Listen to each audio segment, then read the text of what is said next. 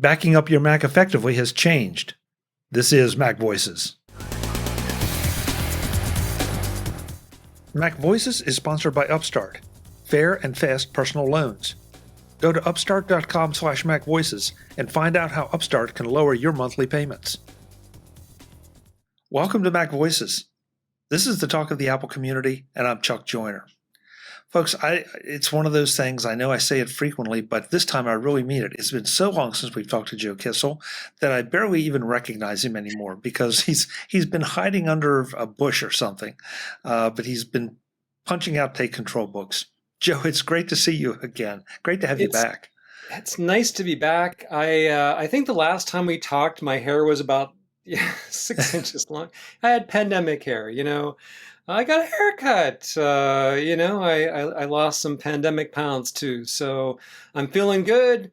As you say, we're cranking out books, got stuff to talk about. So nice to be here. Yeah. So this time though, and this is one of those interviews I think is going to be a critical listen. You have updated Take Control of Backing Up Your Mac to the 4th edition. Yes.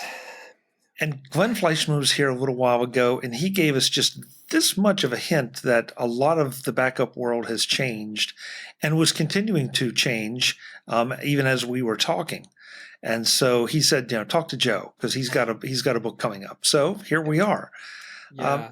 And I'm not even sure exactly where to start other than say 4th edition. We now have Big Sur, which seems to have changed even more things than had previously changed. So you tell me, where do we start? I'm really tempted to break into song and start at the very beginning.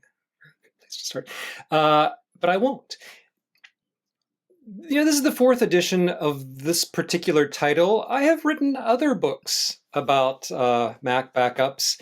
I would have to actually go back and count. This is like maybe this 4th or 5th different title, plus all the new additions. So this is a topic I have been covering for, I want to say like the first version of the first backup book I wrote was in maybe 2004 or 2005. But like I've been at this for a long time and I've written several different books and a bunch of new editions.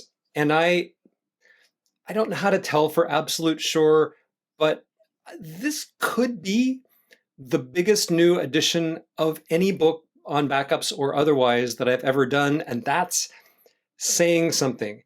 So much has changed. Now, keeping in mind the fact that due to reasons, I never updated this book for Catalina. So the previous update was more than 2 years ago. And so I had to not only cover what changed in Catalina, but also what changed in Big Sur, also what changed with the M1 Max, also what has changed with hardware and backup software and cloud services, and there's so much. So, where to begin? How about if we jump in and we talk about the very, very messy topic of bootable duplicates or clones? That's a great place to start because I think that's something that so many of us have depended on in the past, not just as a backup, but also as a way that if our machines had our hardware had a problem, that we could move not only our files, but our production environment over to another machine and keep on going. Yeah. Bootable duplicates have been one of the 3 cornerstones of my overall backup strategy from the very beginning. There were 3. There was versioned backups, which is, Time Machine is an example of something that will give you backups of different versions of your files, and bootable duplicates, and then off-site backups. That's its own topic. But the biggest reason for doing bootable duplicates, and there are a number of them, but what you said is exactly the main reason, the biggest reason, is that what happens if your hard drive dies? Yes, you have backups and you could spend hours or days restoring from those backups and then get back to work. But wouldn't you like to get back to work right now? Hey, no problem. You plug in your duplicate, reboot from the duplicate, and you're immediately back to work. You have all your apps, you have all your data, everything's peachy. So that was the story. That was the main reason out of several to have bootable duplicates, is so that if something goes wrong, you can get right back to work. Well, we got a different story to tell today. Part of what has gone on, and Adam Engst wrote an article about this on Tidbits a month or two ago. Part of what has gone on is that changes in Apple's hardware and changes in macOS have made bootable duplicates less crucial. So back when I started giving that advice, there was no such thing as recovery mode. Now there is, and that is a way to, you can't run all your apps in recovery mode, but you can reboot in recovery mode, do some disk repair, restore some stuff, get back to work fairly quickly. So that was one little element that made a duplicate less necessary. Another development was the switch to SSDs. Part of what would happen with Macs using hard drives is that the hard drive would fail in one way or another. It would fail mechanically, or it would have some kind of a disk error, just like a logical error. And that would be the thing that you would need the bootable duplicate to address. Well, SSDs are far less prone to failure. They're not immune to failure, don't get me wrong, but they are far less prone to failure. So that's another element. The move to APFS from HFS Plus or macOS Extended was another element. It is more reliable and more fault tolerant. So it is less likely that you will have the sort of problem with a Mac running APFS on an SSD that would lead to needing to use a bootable duplicate than you would on a Mac running, using a hard drive and using macOS Extended.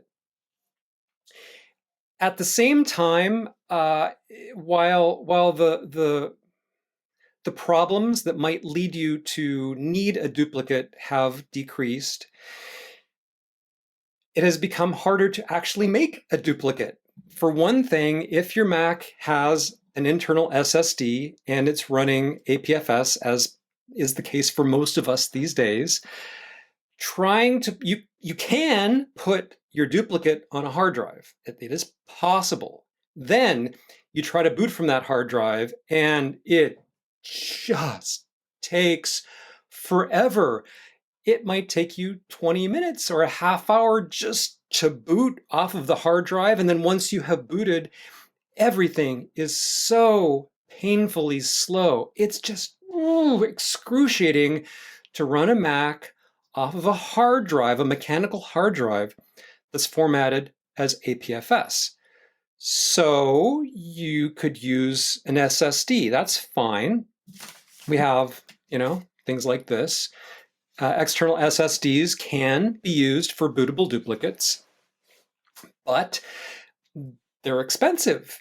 So that makes it a little more challenging in terms of cost. It also makes it more challenging in terms of, it used to be, I would say, well, just get one big hard drive and you can use one partition for your bootable duplicates and another partition for your version backups, Time Machine or whatever. But if you're going to do that with an SSD, boy, that's going to get really expensive. And then, just to like the icing on the cake, well, I guess there's multiple layers of icing. So, Big Sur came around. And it has, Catalina had the two separate volumes, like the system volume and the data volume. And the system volume is read-only. So again, there's less likelihood that something would go wrong with that system volume because it's read-only. It's hard for apps to write bad stuff to it. So it decreases the likelihood of needing a duplicate. Also makes backups, bootable backups, harder to make. So we got past that. Most of the app developers got that going. And then Big Sur came along and said, we're not just going to make this read-only, we're going to sign it cryptographically. It's a signed system volume. So in the process of doing that, it made it much, much harder for backup apps to back up to a signed system volume. Well, okay, some apps sort of figured out how to do that once in Big Sur if you have an Intel Mac. They could make a one-time bootable duplicate, but then they couldn't later update that as you update Mac OS. You can do that on an Intel-based Mac, but you still can't do that on an M1 Mac. That might change. Everything has like footnotes. Everything could change, and there's some stuff going on in the beta world that might not be true in a month or two. But as of today, it's true that you can't officially make a bootable duplicate at all, not even a one-time duplicate of an M1 Mac running Big Sur, even if you're using an SSD. All right, so that sucks. And yet it doesn't suck that much because, number one, the need for these does not arise nearly as often as it used to. And number two, you do have other options. There are ways of duplicating just that writable data partition. And once you've duplicated just that onto external media, using that alone can solve a lot of backup problems. But also, you can say, okay, well, I've got just the data here. Could I now install Big Sur onto that, leave the data in place, but also add an operating system? Yes, you can. So you can still have a bootable duplicate. It's just harder now. You have to get an SSD. You have to, in most cases, and especially with M1 Macs, go through this two-step process of first you clone the data volume, then you run the Big Sur installer to add Big Sur to it. You could do it in the other direction too. First install Big Sur and then clone the data volume. And then if you ever update, Mac OS 11.4 or whatever it is, then you will have to rerun the installer to update the operating system. So it has become more awkward, a lot more cumbersome. And what I'm saying in my book now is, because on the one hand, it's so much more difficult and more time-consuming, more expensive, and on the other hand, it's less necessary because you just don't get into those situations as often as you used to.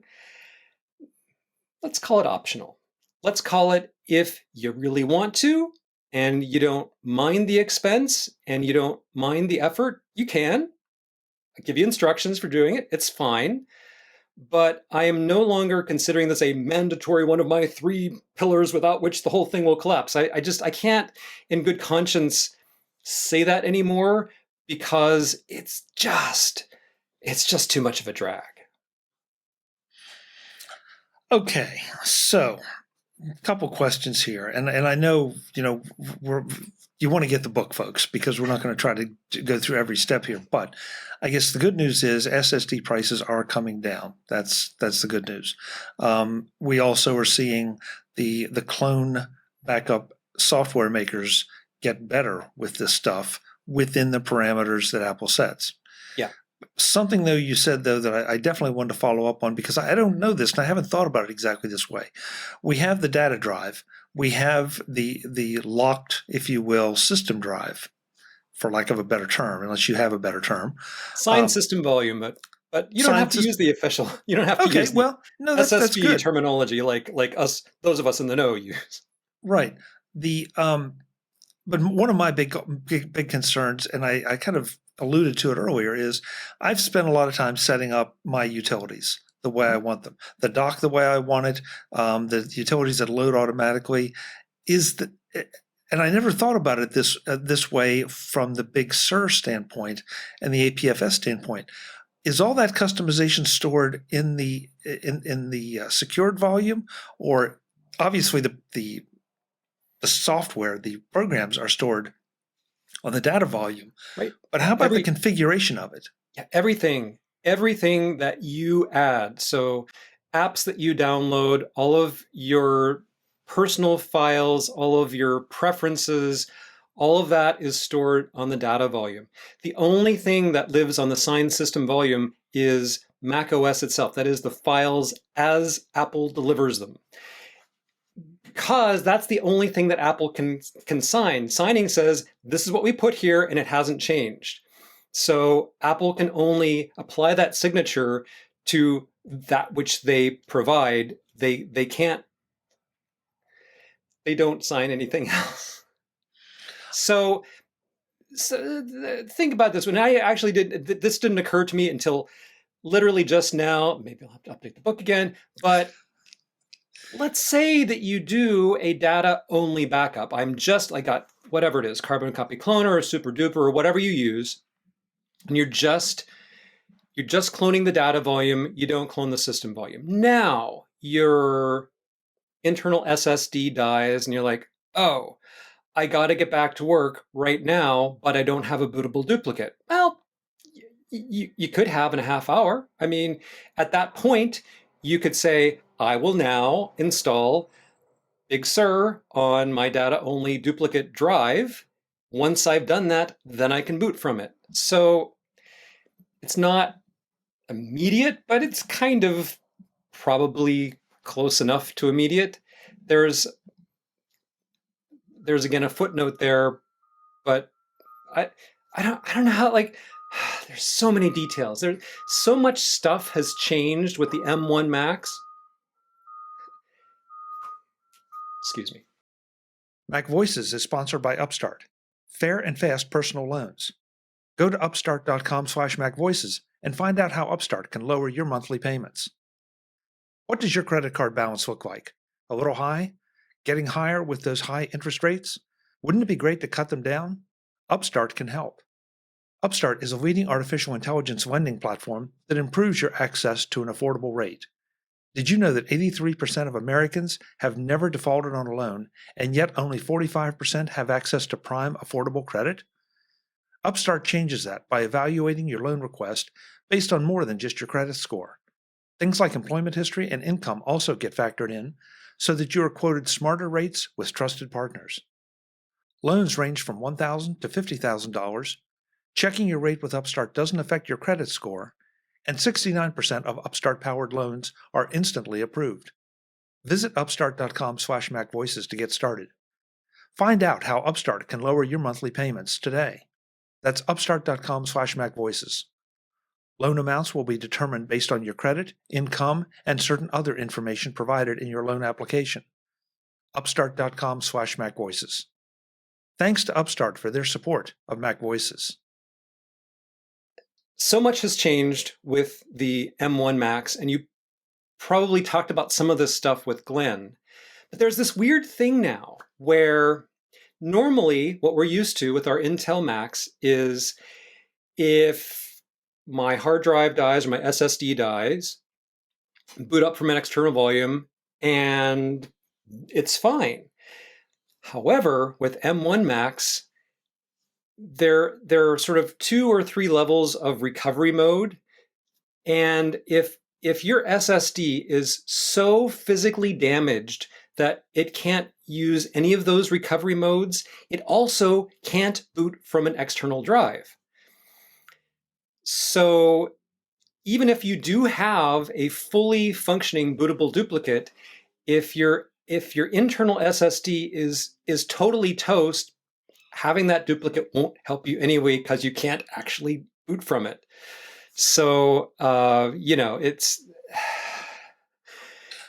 it's complicated and it's annoying, and I spell out all those details in the book, but it is just a different world from what we've been used to these many years.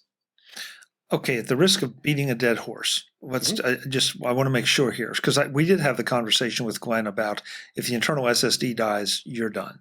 Right. But if I have cloned my data volume, the data volume is just data. So I could go and put it on another M1 Mac, install. Okay, and then I'm back up. I mean, forget the time factor. Just now I'm back up and running. Hey, if you have a second Mac, you're golden. In fact, another detail you probably talked about with Glenn is the fact that if you succeed in making a bootable duplicate of Big Sur, then that drive will only boot the architecture it was made on. If you made it on an M1 Mac, it will only boot another M1 Mac. If you made it on an Intel Mac, it will only boot another Intel Mac. However, if all you just got is I just got data, I just got my data, I don't have the operating system at all. Well, I made the data backup on my M1 Mac. That's now dead, but I do have an Intel Mac over here. Okay, fine. Start up your Intel Mac, attach that volume, download Big Sur, run it, and because you are doing the installation on an Intel Mac, it will install the Intel Mac version of the operating system, and then you can boot off of it from that Mac. Okay. So you do have options, maybe not quite as smooth as they were before theoretically, but not bad. It's true. You have options and they're not as smooth, but on the other hand, honestly, it has been years. I can't even really remember the last time that I was obligated to start my Mac from a bootable duplicate because of a disk problem. Now, I've done it for testing purposes. I've done it because I'm curious to know what works.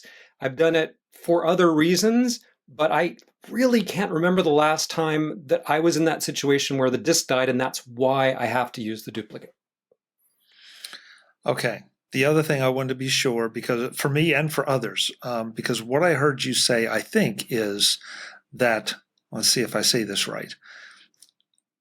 If I install a new copy of Big Sur on an M1 Mac over the old copy for whatever reason, that then when I boot that Mac successfully, I still have all my customizations to my Finder and my desktop and all. It's just, so it is truly reinstalling the operating system, just the operating system, not the way we've thought about before, where if you reinstall it, you lose everything. Absolutely. You can reinstall Big Sur, and not even just Big Sur. This has been true for a few operating systems now. You can reinstall the operating system without touching any of your user created or modified files, any of your data, your preferences, settings, customizations, whatever. So it is. You're right. It's a new thing to get used to, a new concept, because back in the old days, that would be a scary thing. Like, I don't want to wipe my drive and start over from scratch. I don't want to have just my documents. I want to have all my stuff. You can still have your stuff. It's fine. Okay, good.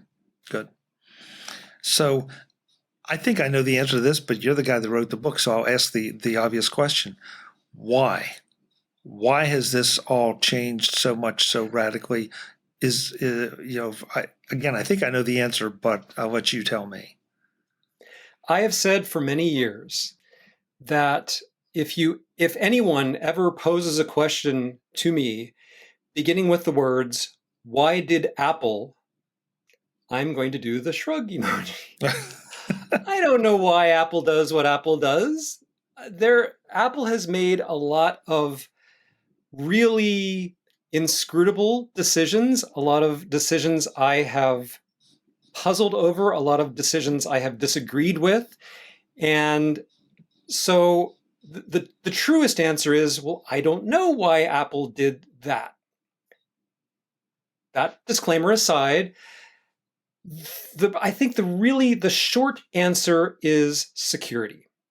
That's the short answer. Is malware has gotten smarter and worse and more insidious, more and more flaws in hardware and in operating systems have been found. I mean, just as we're recording this, a day or two ago, Apple released an update to 11.3. There's like, oh yeah, actually we found a really scary exploit that was out there in the wild and people were actually using to take control of people's machines. Like, yeah. So if even under these circumstances, with Apple doing all this stuff, these sorts of problems still occur, think how much worse they would be and how more often they would occur if we didn't have the security of the signed system volume and that separation of the operating system and the data. So it's to protect us, and it sucks because in an ideal world, we shouldn't need this sort of protection because people wouldn't be such jerks. The bad guys, however you want to define that, whether it's hackers in Russia or China or some place, or whether it's people who are trying to trick you into giving them their money, or the people who are doing ransomware hacks or whatever it may be, in a utopia, those people wouldn't be trying to actively harm every computer user on the planet just so that they could make some money or get their jollies. This is the reality of the world we live in, and it sucks. It sucks that we have to jump through so many extra hoops now, not just with backups, but with everything. How many? One time I upgraded, I forget whether it was like from Mojave to Catalina or one of those like major upgrades, and I took a screenshot. I had like 20 different dialogues pop up on my first run. That's like, okay, you need to approve this. Is this okay? And your password for this. Are you sure that, okay, you're gonna have to go into system preferences and allow this thing to use this and that thing to use that. And why are the bad guys making my life so complicated? What can I say? That like people are doing what they do. Apple is doing the best they can. I assume, I hope that if there were a more user-friendly way of addressing these problems, that Apple would figure out how to do it. Maybe there will be in the future, but that's with the M95 Quantum iMac. I don't know. Yeah. Well, that's what I've understood. I mean, even the changes made with APFS were security oriented, or the objective was security oriented, and the M1s have taken it just to another level. Big Sur has taken it to another level, and you're right. It's just I mean, how many times did you hear the word ransomware outside of the echo chamber? But now it's it's on the news every other night. It's the city of Baltimore and this hospital and this company and that company that have been hit with ransomware attacks. And unfortunately, they didn't take the precautions. So yeah, they're on the evening news. And as a result, I have had to say more about ransomware in my book. The truth is, ransomware exists on Macs. It's really very, very rare. It's very rare. It's not quite struck by lightning rare, but it's rare. And you have to do some,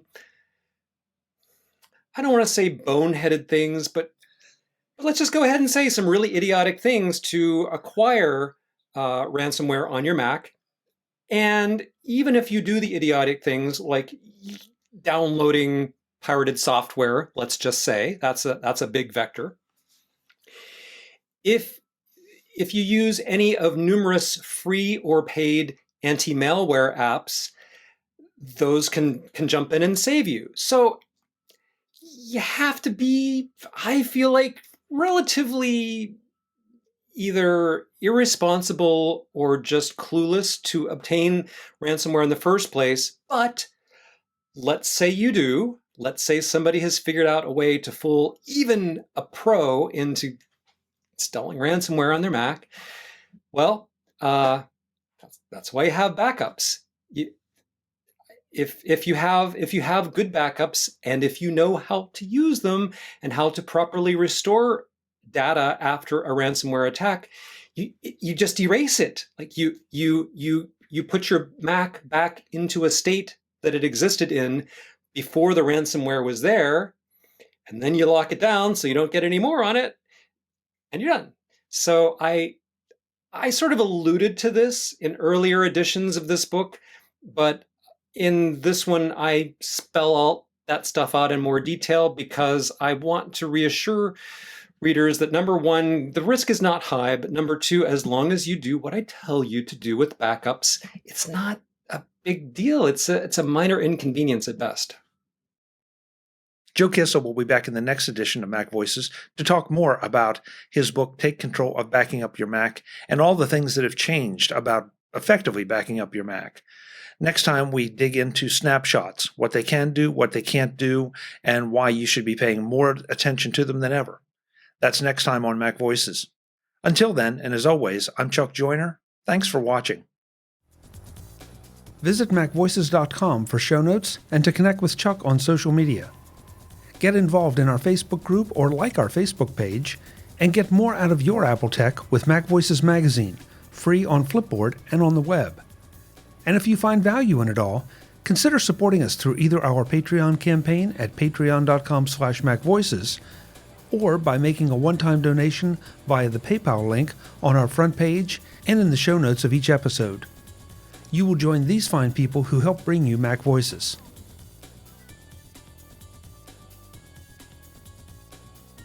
Advertising handled by Backbeat Media at backbeatmedia.com. Bandwidth provided by CacheFly at cachefly.com.